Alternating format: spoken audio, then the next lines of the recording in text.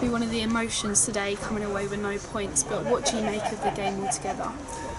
I think obviously their goal comes from an error from Jed, but look, the kid's been absolutely outstanding, and we said to the lads at half time, you need to dig him out of a hole, and it wasn't to be. But we've probably created enough chances within that game to probably win 3 games of football, and it's kind of been the pattern since the start of the season. We do need to be more clinical and be more ruthless, and that's what this division's about. If you want to kind of flirt and be up around the top ends of this division, you need to take your chances, and today we haven't, and we've been punished. How's Max following his substitution in the first half? I think his hamstring's tightened up. We don't know to what extent and where he's at, so we'll just have to assess it. I think it'll probably be too soon for the game on Monday now, but we'll just have to reassess it, see what the physio says, and go from there. With such a short turnaround between today and Monday, how do you kind of get the chance to work on any issues you've found today? We don't. That's one of the massive negatives of being part-time.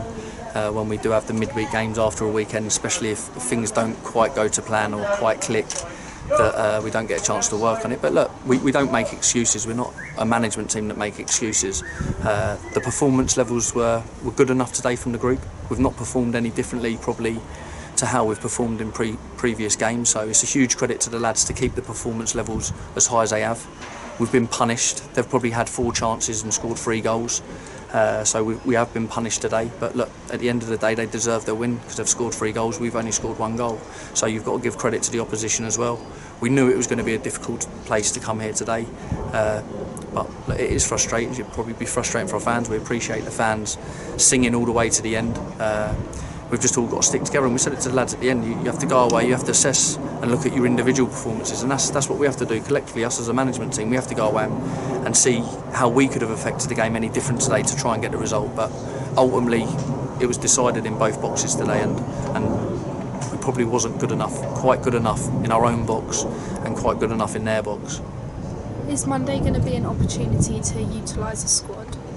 Yeah, look, I always think tomorrow come midday we'll know exactly who's got niggles, who's fatigued, to see where the changes need to be. Me and Matty need to go away now and study Dagenham, because it's hard to study a team knowing that potentially the personnel could change, and we could study them and think that we could have a game plan for Dagenham, and then it changes with injuries like Max has come off, so potentially if he was going to be in the plans for Monday it would have changed ultimately. So we'll go away, we'll watch the opposition and we'll come up with a game plan, and look, it's always good. That's the one good thing about a game so close together, is that you get a chance to bounce back and kind of put some of the wrongs right, really. And for me there wasn't a lot wrong today in our performance. It's just that little bit of magic on the end of it. So look, we're still in a really good place and we're really happy with the start that we've made.